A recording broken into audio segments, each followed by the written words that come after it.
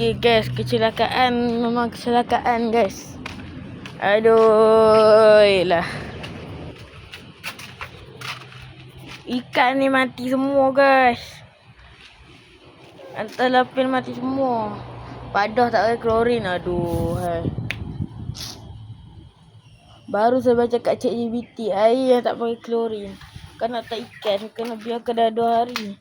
Punya lama ni saya letak dalam 10 minit sudah buka dah letak dalam ni. Patutnya memang saya kena letak kolam lah. Aduh. Walaupun RM3 tapi bagus guys. Saya kalau boleh nak bagilah ikan yang boleh dimakan semua, boleh ternak. Dia membiak.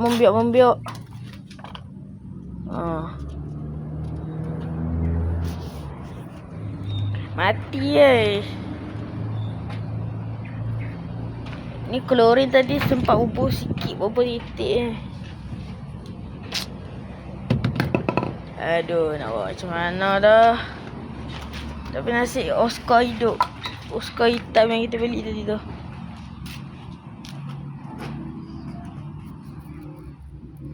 Bila masih bersembunyi tak mau makan ni. Ni kira agak awal juga untuk bagi feeder. Saya bagi 2 ekor.